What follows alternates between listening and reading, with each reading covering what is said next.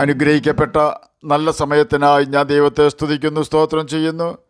ദൈവവചനം ശ്രവിച്ചു കൊണ്ടിരിക്കുന്ന എല്ലാ ദൈവമക്കൾക്കും വീണ്ടും വരാമെന്ന് അരുളി ചെയ്തവനായ കർത്താവായ യേശു ക്രിസ്തുവിൻ്റെ ധന്യനാമത്തിൽ ഞാൻ എൻ്റെ സ്നേഹവന്ദനം അറിയിക്കുന്നു. ഇന്നത്തെ അല്പസമയത്തെ ചിന്തയ്ക്കായി പുറപ്പാട് പുസ്തകം 12-ാം അധ്യായം 13-ാം വാക്യം നമുക്ക് വായിക്കാം. നിങ്ങൾ പാർക്കുന്ന വീടുകളിന്മേൽ രക്തം അടയാളമായിരിക്കും. ഞാൻ രക്തം കാണുമ്പോൾ നിങ്ങളെ ഒഴിഞ്ഞ് കടന്നു പോകും. ഞാൻ മിസ്രയീം ദേശത്ത് ബാധിക്കുന്ന ബാധ നിങ്ങൾക്ക് നാശഹേതുവായി തീരുകയുമില്ല. അനുഗ്രഹിക്കപ്പെട്ട ഒരു വേദവാക്യമാണ് നാം കേട്ടത്. 9 ബാധ അയച്ചിട്ടും ഹൃദയം കഠിനമാക്കി തൻ്റെ ജനത്തെ വിട്ടയക്കാതിരുന്ന ഫറവോന് ദൈവത്തിൻ്റെ ശക്തി വെളിപ്പെടുത്തേണ്ടതിനായി 10-ാം ബാധയായ കടിഞ്ഞൂൽ സംഹാരം നടത്തുമെന്ന് യഹോവ മോശെ മുഖാന്തരം ഫറവോനോട് കൽപ്പിച്ചു. ഫറവോൻ്റെ ഹൃദയം കഠിനമായി തന്നെ ഇരുന്നു. എന്നാൽ മിസ്രയീം ദേശത്തെങ്ങും യഹോവ കടിഞ്ഞൂൽ സംഹാരം നടത്തുമ്പോൾ തൻ്റെ ജനമായ ഇസ്രായേൽ മക്കൾക്കത് നാശഹേതുവായി ഭവിക്കാതിരിപ്പാൻ ദൈവം മോശയോട് പെസഹ ആചരിക്കണമെന്ന് കൽപ്പിച്ചിരുന്നു. പെസഹ ആചരിക്കുന്നതിന് ചില വ്യവസ്ഥകൾ വെച്ചിരുന്നു. പുറപ്പാട് പുസ്തകം 12-ാം അധ്യായം 1 മുതൽ 13 വരെയുള്ള വാക്യങ്ങളിൽ ഇപ്രകാരം രേഖപ്പെടുത്തിയിരിക്കുന്നു. ഇസ്രായേൽ സഭയുടെ കൂട്ടമെല്ലാം സന്ധ്യാസമയത്ത് ഊനമില്ലാത്ത ഒരു ആട്ടിൻകുട്ടിയെ അറുക്കണം. അതിന് രക്തം കുറേ എടുത്ത് തങ്ങൾ തിന്നുന്ന വീടുകളുടെ വാതിലിൻ്റെ കട്ടളക്കാൽ രണ്ടിന്മേലും കുറുമുടിമേലും പുരട്ടണം. അന്ന് രാത്രി അവർ തീയിൽ ചുട്ടതായ ആ മാംസവും പുളിപ്പില്ലാത്ത അപ്പവും തിന്നേണം. കയ്പ് ചീരയോടുകൂടെ അത് തിന്നേണം. തലയും കാലും അന്തർഭാഗമായി തീയിൽ ചുട്ടിട്ടല്ലാതെ പച്ചയായിട്ടോ വെള്ളത്തിൽ പുഴുങ്ങിയതായിട്ടോ തിന്നരുത്. പിറ്റന്നാൾ കാലത്തേക്ക് അതിലൊട്ടും ശേഷിപ്പിക്കരുത്. പിറ്റന്നാൾ കാലത്തേക്ക് ശേഷിപ്പിക്കുന്നത് നിങ്ങൾ തീയിലിട്ട് ചുട്ടുകളയണം. അരക്കെട്ടിയും കാലിന് ചെരുപ്പിട്ടും കയ്യിൽ വടി പിടിച്ചും കൊണ്ട് നിങ്ങൾ തിന്നേണം. തിടുക്കത്തോടെ നിങ്ങൾ തിന്നേണം. അത് യഹോവയുടെ പെസഹയാകുന്നു.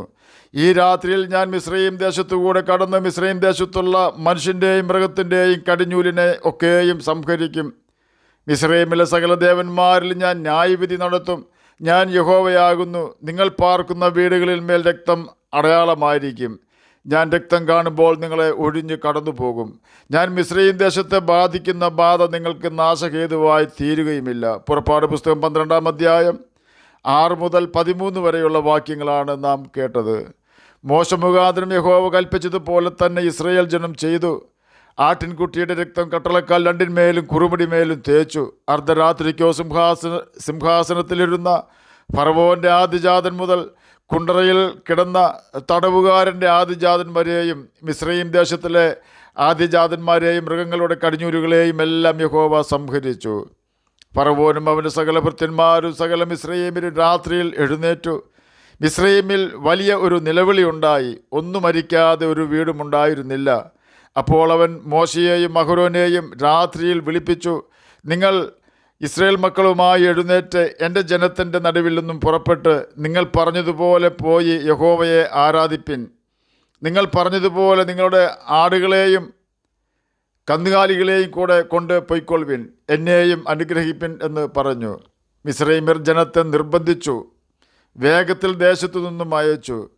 ഞങ്ങളെല്ലാവരും മരിച്ചു പോകുന്നുവെന്ന് അവർ പറഞ്ഞു. അതുകൊണ്ട് ജനം കുഴച്ച മാവ് പുളിക്കുന്നതിന് മുമ്പ് തൊട്ടികളോടുകൂടെ ശീലകളിൽ കെട്ടി ചുമലിലെടുത്ത് കൊണ്ടുപോയി. ഇസ്രായേൽ മക്കൾ മോശയുടെ വചനം അനുസരിച്ച് മിസ്രയീമ്യരോട് വെള്ളി ആഭരണങ്ങളും പൊന്നാഭരണങ്ങളും വസ്ത്രങ്ങളും ചോദിച്ചു. യഹോവ മിസ്രയീമ്യർക്ക് ജനത്തോട് കൃപ തോന്നിച്ചതുകൊണ്ട് അവർ ചോദിച്ചതൊക്കെയും അവർക്ക് കൊടുത്തു.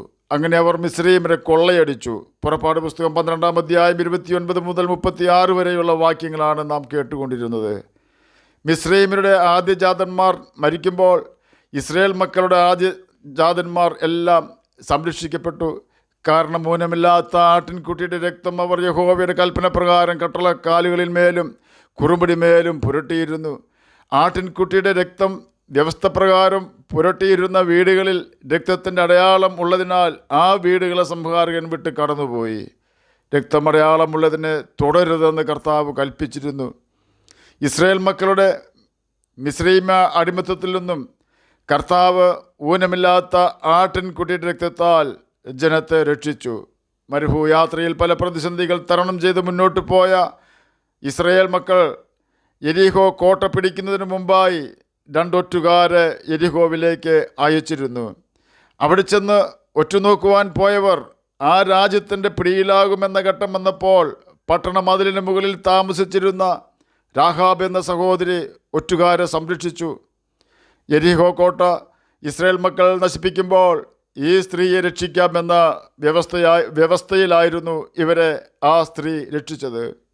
കോട്ട നശിപ്പിക്കുമ്പോൾ ഇവളെയും ഇവരുടെ കുടുംബക്കാരെയും നശിപ്പിക്കാതെ രക്ഷിക്കാമെന്ന് ഒറ്റുകാർ വാക്ക് കൊടുത്തിരുന്നു. എന്നാൽ ഒറ്റുകാർ കൊടുത്ത ചുവപ്പ് ചരട് അവൾ കിളിവാതിലിൽ കെട്ടണമായിരുന്നു.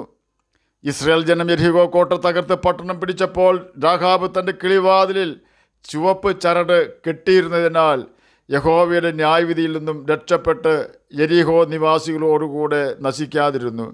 അവൾ മാത്രമല്ല, അവളുടെ ഭവനത്തിൽ അഭയം പ്രാപിച്ച എല്ലാവരെയും യഹോവ രക്ഷിച്ചു.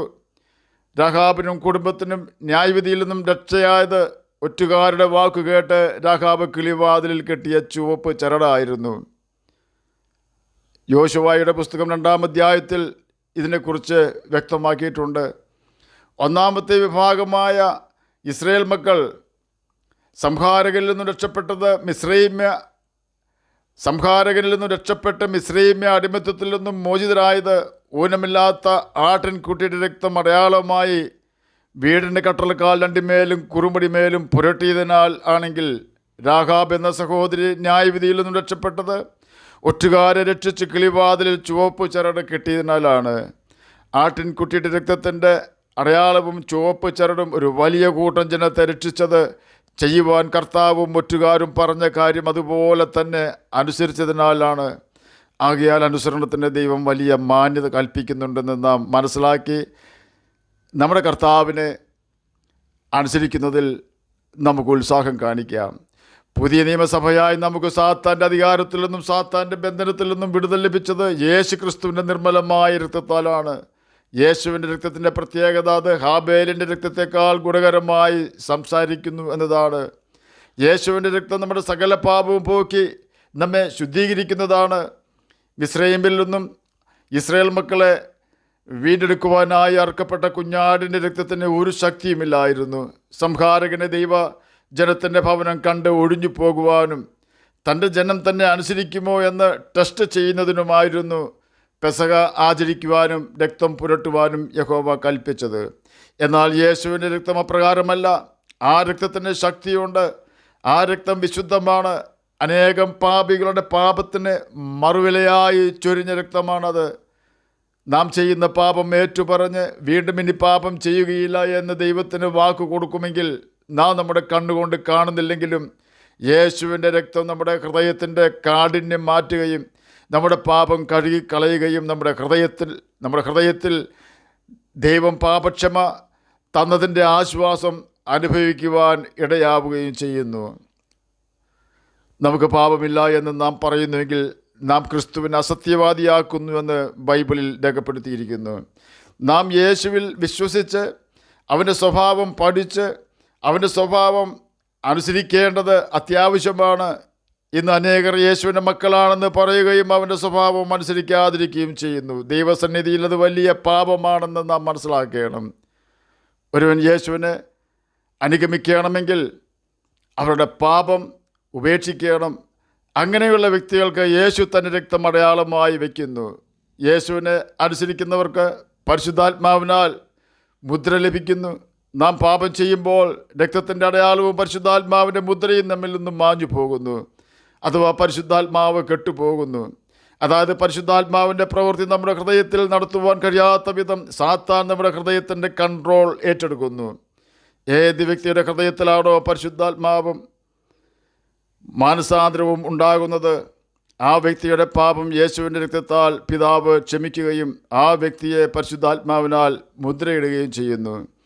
ദൈവാത്മാവിൻ്റെ മുദ്രയുള്ള ഒരു വ്യക്തിയെ തൊടുവാൻ സാത്താന് കഴിയുകയില്ല. യേശുവിൻ്റെ രക്തം അടയാളമുള്ളവനെ സാത്താൻ കാണുകയില്ല.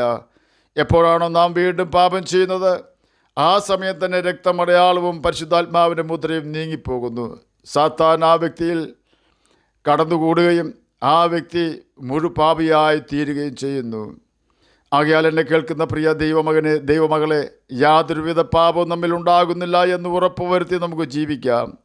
സാത്താനിൽ നിന്നും പാപത്തിൽ നിന്നും രക്ഷ നേടുവാൻ യേശുവിൻ്റെ രക്തത്താൽ കഴുകൽ പ്രാപിക്കേണ്ടതും പരിശുദ്ധാത്മാഭിഷേകം പ്രാപിക്കേണ്ടതും അത്യാവശ്യമാണ്. ആകയാൽ കർത്താവായ യേശു ക്രിസ്തുവിൻ്റെ ക്രൂശുമരണത്തിൽ വിശ്വസിച്ച് യേശുവിൻ്റെ രക്തത്തിൽ കഴുകൽ പ്രാപിച്ച് യേശുവിൻ്റെ കൽപ്പനകൾ അനുസരിച്ചുകൊണ്ട് നമുക്ക് നിത്യജീവനാവകാശികളായി തീരാം. അതിന് കർത്താവ് നമ്മെ സഹായിക്കട്ടെ എന്ന് പ്രാർത്ഥിച്ചുകൊണ്ട് ഞാൻ എൻ്റെ വാക്കുകളിൽ നിന്ന് വിരമിക്കുന്നു. നമുക്ക് പ്രാർത്ഥിക്കാം. ഞങ്ങളെ സ്നേഹിക്കുന്ന സ്വർഗീയ പിതാവേ, നല്ല വചനത്തിനായി അങ്ങയെ സ്തുതിക്കുന്നു, സ്തോത്രം ചെയ്യുന്നു.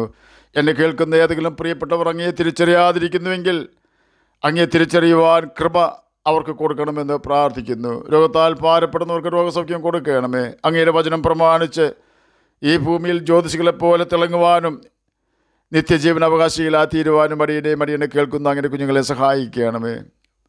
പഠിക്കുന്ന കുഞ്ഞുങ്ങൾക്ക് പഠിക്കുവാനുള്ള ബുദ്ധിയും ജ്ഞാനവും ഓർമ്മശക്തിയും കൊടുക്കണമേ. ജോലിയില്ലാത്തവർക്ക് ജോലി കൊടുക്കണമേ. പ്രാർത്ഥന കേട്ടതിനായി സ്തോത്രം, യേശുവിൻ്റെ നാമത്തിൽ തന്നെ ആമേൻ. കർത്താവ് എല്ലാവരെയും അനുഗ്രഹിക്കട്ടെ. സ്തോത്രം.